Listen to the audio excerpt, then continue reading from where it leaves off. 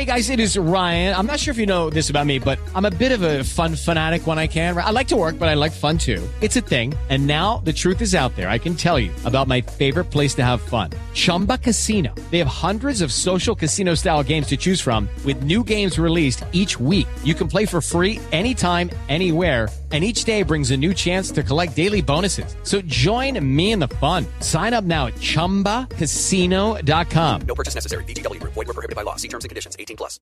Hello and welcome. It is Eric Erickson here. The Eric Erickson Show. Yep, that just we were so creative, we named the whole show after the host. The phone number, if you want to be on the program, 877-973-7425. You can always find me on social media, EW Erickson, Instagram, Twitter, YouTube, Facebook, you name it. You can text the word show to 33777. You can get the podcast. You can get the daily email that we send out. I got lots of thoughts this morning on this January 6th thing, but I had to go find this because I was going to play you the audio. And we had the audio, and I needed you to. Well, I'm going to play you I'm going to play you the audio. Joe Biden on Jimmy Kimmel, and we'll see how our audio stacks up against how it actually aired. But this is Joe Biden, who says he's got a lot of things, done a lot of major good things. He's having trouble communicating. No question about it. So there's a lot of major things we've done. But what we haven't done is we haven't been able to communicate it in a way that is, let me say another way. Well, see, that's kind of perfect. Yeah, well, we haven't been able to communicate it. But look how the press has changed. Mm-hmm. Look how the press has changed. It has changed. Oh, listen, I get it. I know you overstand it. Yeah. You don't just understand it, you overstand it. But here's the deal. One of the things is that it's very difficult now to have even with notable exceptions, even the really good reporters, they have to get the number of clicks on nightly news. Mm-hmm. So instead of asking a question, anyway, it just everything gets sensationalized in ways that. But I'm convinced we can get through this. We have to get through it. And one of the things, look. I'm going to take a break, and then we'll talk a little bit more, if you don't mind. You. I'm sorry. We have some of those commercials. We have some biracial commercials we need to tell. Okay, yeah, that captures it sufficiently. We don't need to play the actual jump through the commercial break. That literally, he's saying he's got a problem communicating. Jimmy Kimmel clearly is like talking to his granddad. Yeah, yes, communication, yes. The press, yes. Clicks, yes, Mr. President, yes. And he can't really talk. Here he is as well. You heard Jimmy Kimmel say we got some biracial commercials. Well, this is Joe Biden earlier in that conversation. Oh, I'm serious. You turn on the TV, look at the ads. When's the last time you saw biracial couples on TV? When's the last time you saw the way, people are selling products. They do ads to sell products. And they sell products when they appeal to people. This generation is going to change everything. We just got to make sure we don't give up. Biracial people on TV, biracial couples. Joe Biden apparently hadn't seen them until recently. One more. The climate is something we could all look back at these days and go, oh, my God. But we have made some progress there. There's 560,000, but it's moving. It's moving. My mother used to say, out of everything bad, something good will come if you look hard enough for it. So the reduction on the use of oil also increases the need to find alternatives. Mm-hmm. So you got that? The silver lining of all your high gas prices are that you can get clean energy now. That's your silver lining. You know who it's not a silver lining for? It's not a silver lining for people in Michigan. Listen to this report out of Michigan from, it looks like Good Morning America. Up in Michigan average now. For a gallon of gas hovering at just under $5 at $4.97 a gallon right now. Here in Michigan, gas prices have set a record high for 7 consecutive days. And according to AAA, many might be trying to stretch out whatever gas they have. The company says in April, they responded to more than 50,000 out of gas calls. That's a 32% increase from the same period last year. Now, the sheriff here says it will likely be several months before a new fuel budget is passed. This is in Michigan. A local sheriff's office in a county says they can't respond to every 911 call now. Can't respond to every 911 call. Try to resolve those issues. Gas prices are so high. The Isabella County Sheriff's Office here says they've actually blown through their fuel budget already, so they will respond to some non-emergency calls by phone. Try to resolve those issues by phone. Now, the national average for... Got that? In Joe Biden's America, and this is one of the ways the president can directly impact people, is 911. They don't have the budget in this county to show up for all the calls now. Well done, Mr. President. Well done. So Joe Biden has this rambling on Jimmy Kimmel, but he didn't stop there, by the way. In fact, if anything, this was the end of the day. At the beginning of the day, let me read you this. This is from Politico Playbook. Joe Biden doesn't do many off-the-record chats with reporters. So the traveling White House press corps was surprised and intrigued when the president dropped by Air Force One's press section for one such session with them during a recent trip to the West Coast. But Biden wasn't just there to field questions. He had his own message to deliver. According to multiple people familiar with the off-the-record session, he used much of his time with reporters to criticize the quality and tenor of press coverage of his administration. There is growing frustration by the president and his family that he is not receiving the kind of generally more positive coverage they believe he deserves, that too often attention is focused on staff turnover and poor poll numbers and not a robust jobs market and America's relatively strong economic recovery. In addition to privately pushing reporters, the president and his team are also trying new tactics to change the prevailing storylines. Among them is an attempt to reframe the narrative around issues like inflation. His team published opinion pieces in the New York Times and Wall Street Journal in recent days under the president's byline, attempting to share his foreign policy vision and path to lowering costs for consumers. It's not going to work. It's striking to me to see the president of the United States blasting the media when this president is a Democrat. You got egregious coverage of Donald Trump for 4 years. If anything, the American press corps has been more sympathetic to and more forgiving of Joe Biden's tenure in office. And still, the economy is a disaster. Still, the economy, it's not going so well. And Joe Biden wants to blame the press. If Joe Biden wants to communicate, again, let me play you this clip. This is Joe Biden. This is Joe Biden on Jimmy Kimmel. No question about it. So there's a lot of major things we've done. But what we haven't done is we haven't been able to communicate it in a way that is, let me say another way. Well, see, that's kind of perfect. Yeah, Well, we haven't been able to communicate But it. look how the press has changed. Mm-hmm. Look how the press has changed. It has changed. Oh, listen, I get it. I know you overstand it. Yeah. You don't just understand it, you overstand it. But here's the deal. One of the things is that it's very difficult now to have even with notable exceptions, even the really good reporters, they have to get the number of clicks on nightly news. Mm-hmm. You don't click on the nightly news, Mr. President. I mean, I get the point he's saying that they've got to be sensational, that they've got to do stories that click. I'm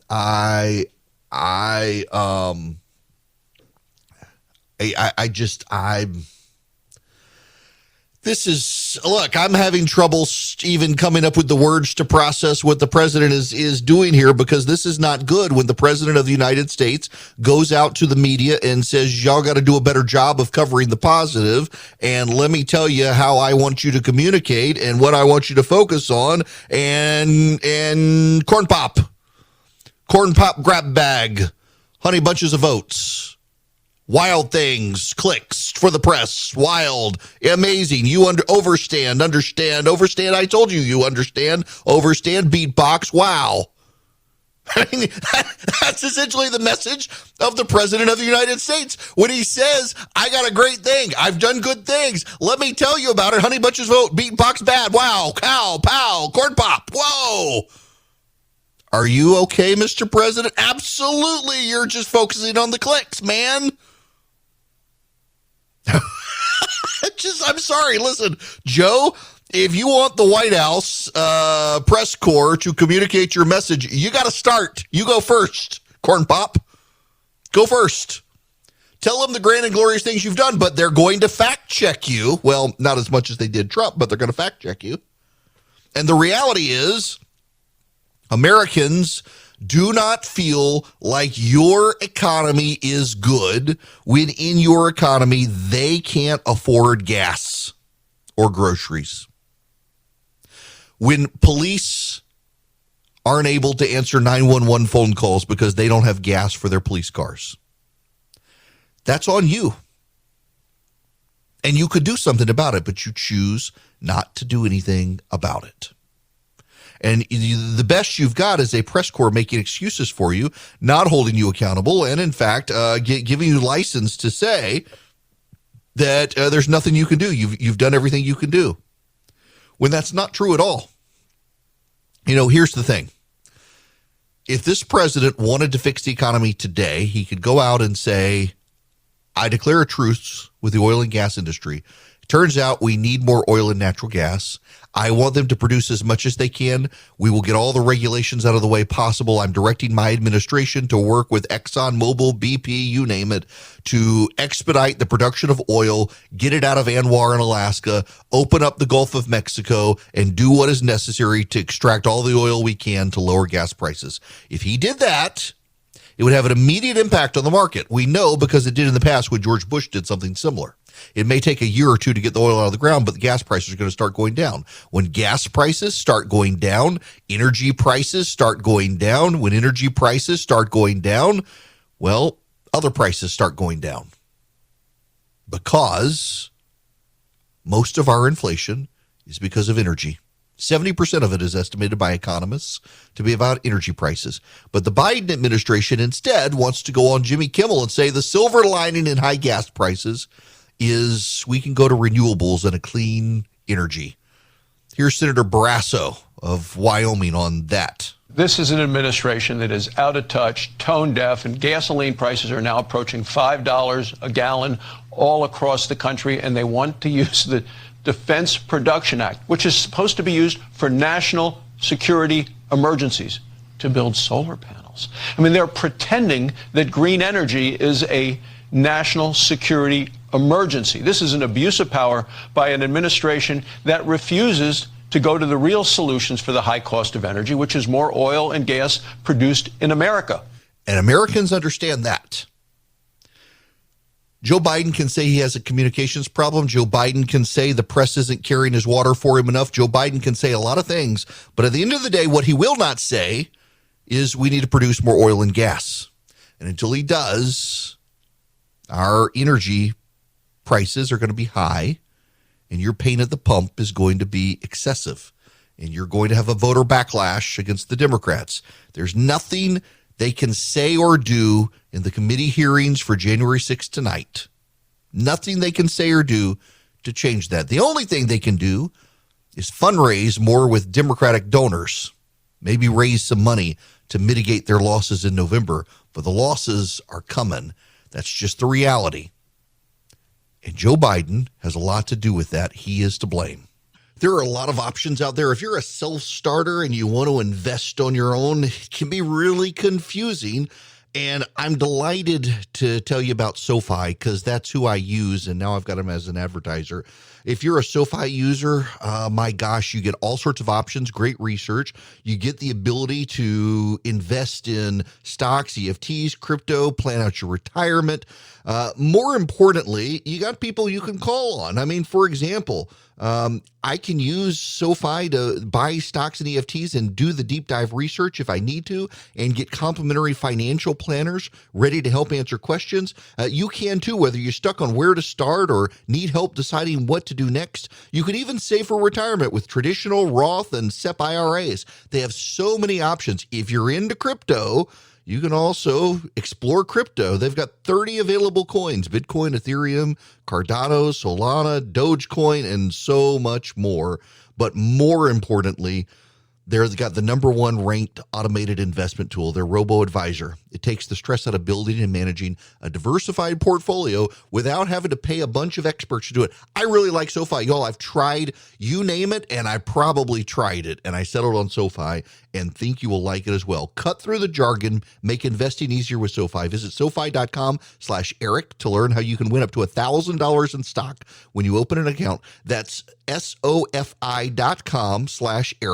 Brokerage and active investing products offered through SoFi Securities LLC, member FINRA SIPC. Well, y'all, this is going to be my easy cop-out segment because I just want to play you an extended bit of audio.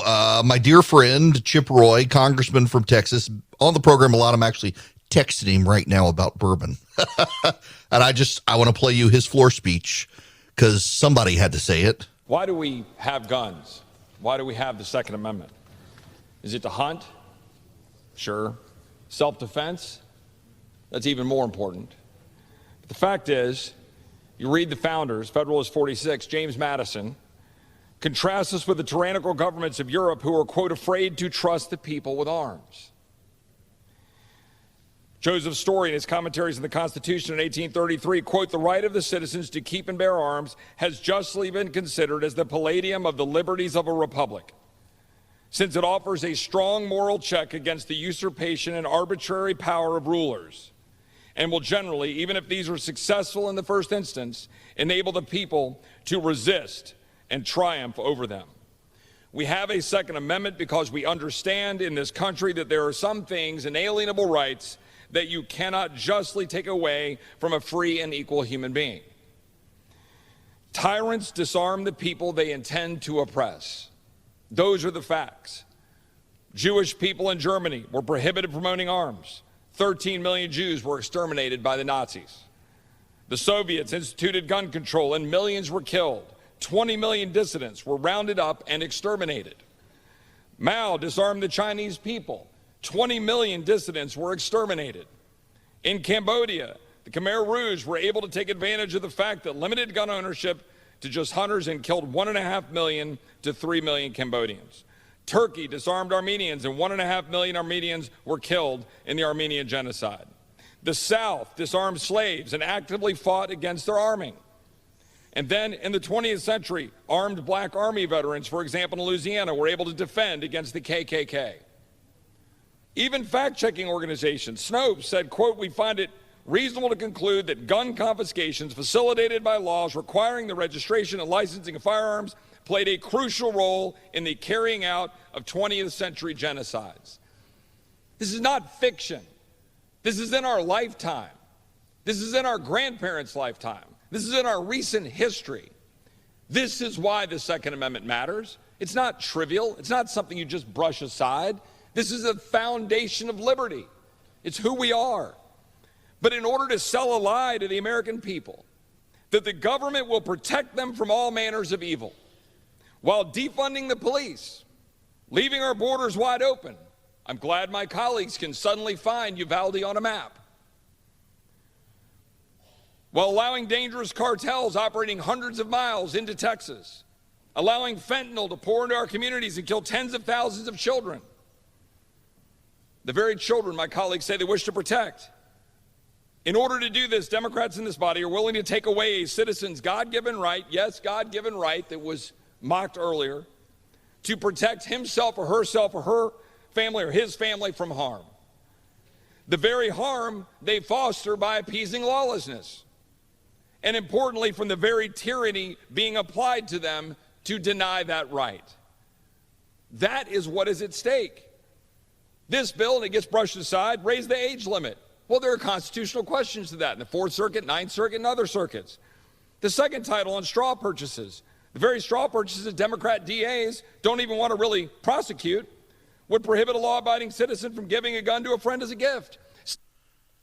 That's Chip Roy, congressman from Texas. I'm retweeting this right now. If you follow me on Twitter at EW Erickson, you can see what Chip is saying. Hello there. It is Eric Erickson here. The phone number, 877-973-7425. So I'm just going to go off on something non-political for just a moment here.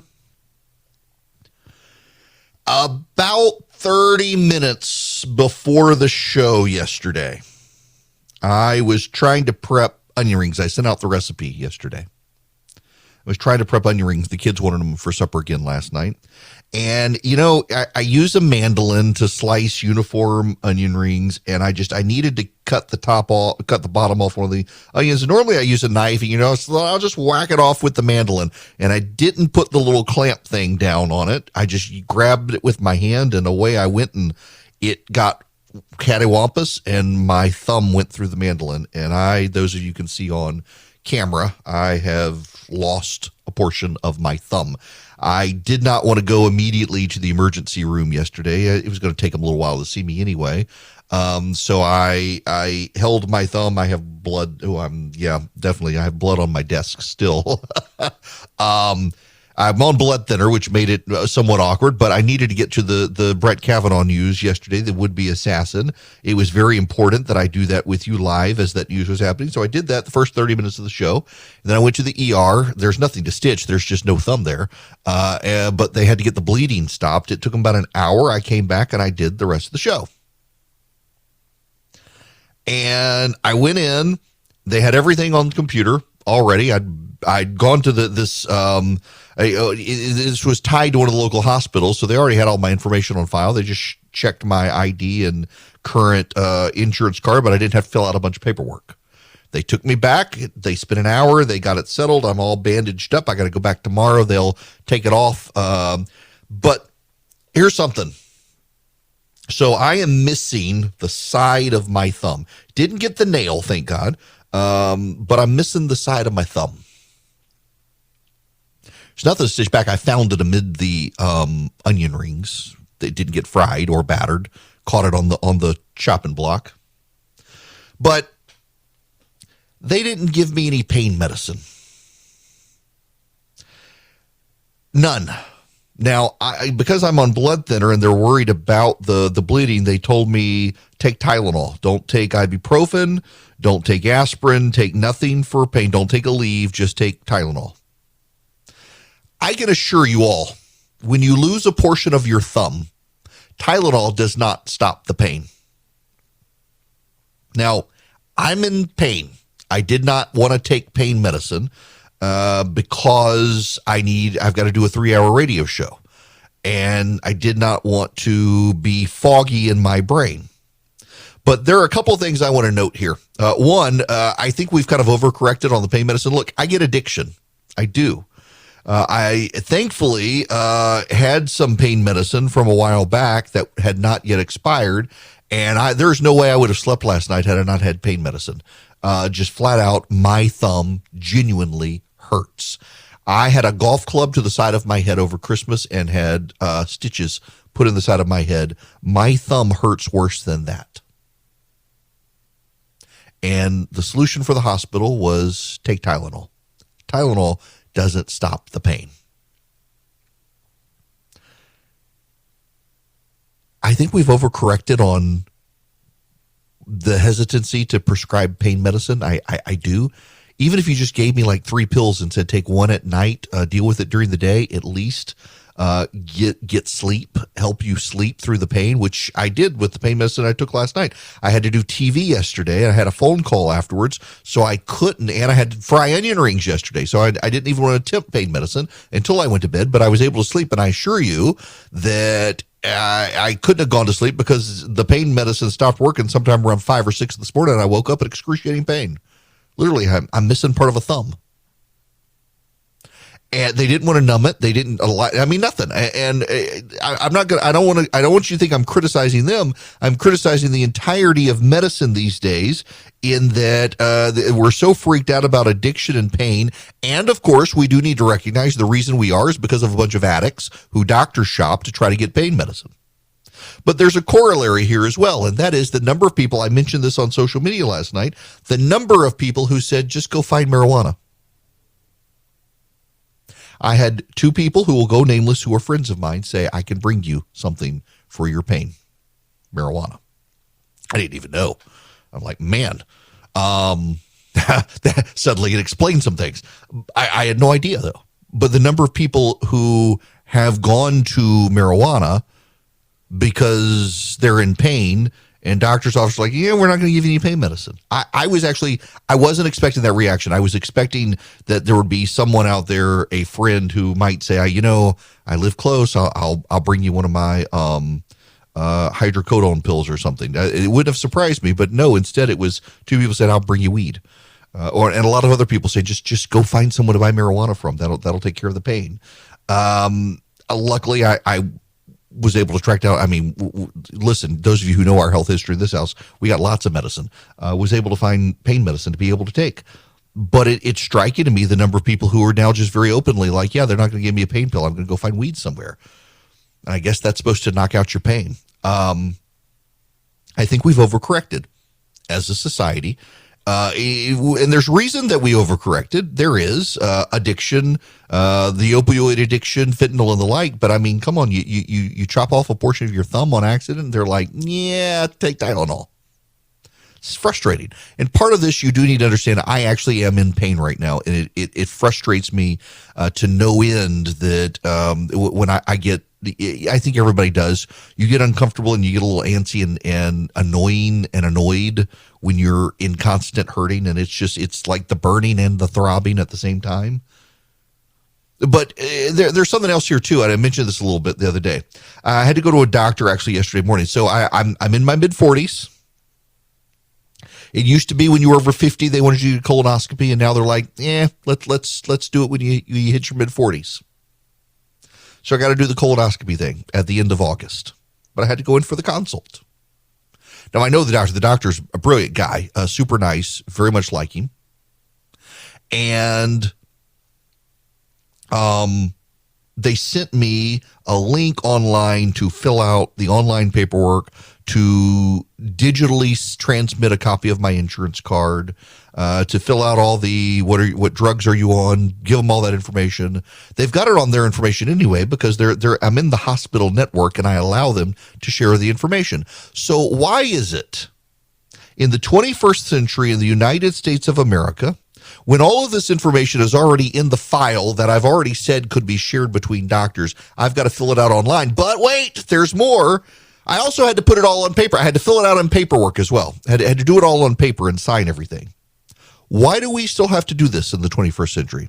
In fact, I was told if I didn't show up with the paperwork filled out, that someone else would go ahead of me in the appointment while I filled out the paperwork, and it was the exact same paperwork minus a couple of pages that I had filled out online. It was all the information that was already online. Why do I need to handwrite out my insurance information when they already have a digital copy of my insurance card? Why do I need to put in my home address and information when they already have that online? Why do I need to fill out all the medicines that I'm on when they already have that? And I know they have that because yesterday when I chopped off part of my finger and I had to go to the little doc in the box outlet, they were able to pull up all the medicines that I'm already on. They already knew. They already knew my allergies. And it's all in the same hospital network. There are inefficiencies in the system, and it is those inefficiencies that over time trickle to adding up costs in the system. It's not good. It's deeply frustrating, and I'm annoyed in part because of the pain issue, but I'm more so annoyed in having to. In my handwriting, you should know, the more I've typed over the years, the worse my handwriting is. I have terrible hair. I've always had bad handwriting. I used to write very, very, very tiny, and I had very good handwriting in like 8 or 9 point type. As my handwriting's gotten bigger, it magnifies the inconsistencies, and my handwriting's bad. I would prefer to type everything online anyway. I feel bad for the doctors and nurses who have to figure all this stuff out. It's not a good situation. But all that being said, I don't understand the inefficiencies in the medical system that continues to make you fill out forms over and over and over when all of us have iPhones or smart devices or computers. For the most part, there are some who don't, but very few, and the rest of us could do it all online. And if there's anyone in the medical community listening who can deal with this stuff, I realize you have different hospital networks, different providers, but when I'm in a hospital network and all the doctors that I go to are in the same hospital network, I'm not sure why I have to continually fill out the forms over and over and over and over. Just keep the stuff updated online. Allow me a link that I can fill it out online. And when you do, as the doctor's office did yesterday, don't then make me fill out a pile of printed paperwork. That's the same stuff I did online. It's frustrating. And I just wanted to get that off my chest. Part of this is healthcare continues to be a problem for so many Americans. And with healthcare being a problem for so many Americans, healthcare is a problem for so many Americans. We're trying to find efficiencies in the process. And the efficiencies in the process seem to me that they would be far better if we could minimize duplication of paperwork and things like that. And if we could share more resources and more information across the board. Now, I'm a privacy advocate. It's one reason I do like Apple more than other digital products, because Apple tends to protect your privacy far more than a Google or something. I mean, so much of Google and even Facebook. Now, listen, I know the folks at Facebook, and they get mad when I say this, but it's true. You are the product being sold on Google and Facebook. You get all their stuff for free, and in exchange, they sell you to advertisers who they sell ads to you. Apple doesn't do that. You buy the product is more expensive, but then they protect your privacy, and you're not being targeted everywhere with malicious advertising and the like. And part of the reason, people think that your devices listen to you, they don't actually listen to you. I've talked to plenty of people in the business who will tell me, yes, you have a conversation with someone, and in that conversation, you mention a product, and then you start seeing that product. The odds are that the person you talk to probably Googled the product after you talked to them, and because you had been tied together at some earlier moment, or you looked it up before or since, you're suddenly seeing it. And it's one of those situations, what is it, the Kruger effect, whatever, where you suddenly start seeing stuff that you were not aware of, and suddenly you're like, I hadn't been seeing this ad. And actually, you had been seeing the ad. You're just now mindful of it because you had the conversation. There are a lot of people who run into this, though. So many people, I, for a very long time, have believed that your devices must be listening to you. But if we think about it logically, though, one, given the number of hackers who expose all this stuff, someone would have exposed the code already. Two, if you listen to the people who are opposed to this stuff and know how it works, they say, no, it's not your device listening to you. We all believe it is. What it actually is they are so good at targeting you and your interests and your behavior based on who you're around and what you're doing and what that person is doing, that it makes it look like they're listening in on your conversation when actually they're not listening in. They don't need to listen in. They have copious amounts of data that even can generally pick up the points of when you're connected to this person and you and this person have similar interests, the odds are you're both probably going to be talking about those interests, and the result is you're going to start seeing ads related to those interests. They follow your IP address around. They're not listening to you. That's why I like Apple, because they don't do this, and they protect your privacy. And I get your desire for privacy, and I get hospitals' desire for privacy, and I get HIPAA, and I get all of that stuff. But it seems like if I've gone into a hospital network and all of my doctors are within that network, and I sign all the permissions saying you can share my information, why the heck do I still have to show up 15, 20 minutes early and fill out 15 pages of paperwork? That's the same paperwork I've already filled out before. The inefficiencies in the hospital system continue to drive up costs and burdens for doctors and for patients. And in the 21st century, it seems like we should be able to get past this with a simple waiver or computer or something. But we're in the 21st century, and we're seeing weird things happen. And one of those weird things happen is the Carter-era economy has come back with a vengeance. I mean, 40-year high inflation in my stack of stuff emailed today. The jobless claims have gone up. We got some warning signs happening. They're predicting a recession at the beginning of next year now. We'll get into that when we come back. But that means it's time to tell you about Goldco again, because with a recession being predicted for the beginning of 2023, with inflation as high as it is, with gas prices as high as it is, you've got ebbs and flows in your stock portfolio where you probably need some leveling out. And gold and silver may be able to help you get that. You don't have a lot of options, but you might be able to protect your money with physical gold and silver. So if you call my friends at Goldco at 855-904-5933, at the very least, you can get their free wealth protection kit from them to learn how to use precious metals to protect and grow your money. But also thousands of retirees are protecting their retirement savings. Many are getting $10,000 or more in free silver for doing it. So call my friends at Goldco. Find out if you qualify for their special offer. They've helped thousands of Americans already. They might be able to help you. What you do is you call 855-904-5933. Or if you don't have a pen and pad handy, just remember this. If you text my name, Eric, E-R-I-C-K, text my name to 33777, I will send you back a link to Goldco's phone number. You can click it on your phone, call them, tell them I sent you. Well, first of all, get their free wealth protection kit, but also see they might be a good partner for you. Text Eric, E-R-I-C-K, to 33777. So here's the thing.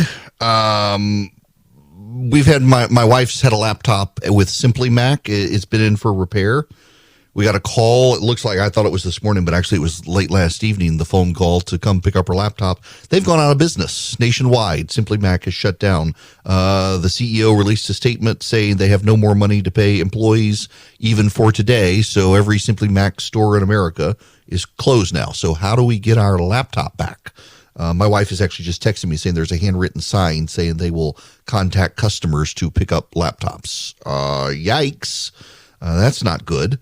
We would like our laptop back, please. If you got something at Simply Mac anywhere in the country, they are out of business, effective as of this morning. So, man, prayers for the employees. News for them, the CEO says they're out of money, can't even pay people for today. Gosh. Maybe they should have reached out to First Liberty Building and Loan, see if they could have helped them. First Liberty, they might be able to help your business grow.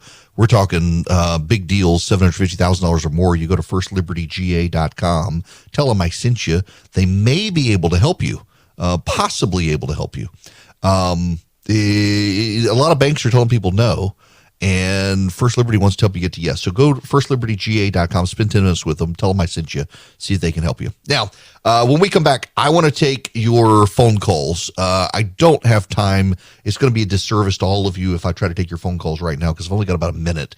But the phone number is 877-973-7425. I'll start with your phone calls, but then we got to move on to other stuff, including the Democrats. They're taking a play out of the Todd Aiken textbook you need to know about. In Colorado, Democrats are pouring their money in to help a Republican candidate get the nomination for the Senate. He's a far-right candidate that will not play well in Colorado. They've done this before there as well with the Tom Tancredo situation a few years ago. Democrats are doing this more and more around the country. They are trying to help get the Republican nomination candidates who won't play well in the general election by pouring in Democratic attacks so that dumb people think, oh, they must be scared of this guy. I'll go vote for him in the primary. Turns out, no, that's who they wanted you to vote for. It's a Brer Rabbit moment the Democrats are embracing. You need to know about it. But also, they got enough problems that even Bernie Sanders is out there telling Democrats, you got to change your message and you got to do it ASAP. You're going to get toast. You're going to be toast in November if you do not figure out how to beat the Republicans and your current message isn't working. Bernie Sanders is saying that. I've got all those details. We got a lot more stuff to talk about as well, including the FBI investigating a general who's now in charge of the Brookings Institute. They put him on leave. It looks like he may have been working for Qatar behind the scenes. Oh, there's a bigger issue here when it comes to the senior officers in our military that you need to know about, and we'll discuss. I'll take your phone calls as well. 877-973-7425. It's Eric Erickson, nationwide from Atlanta, Georgia.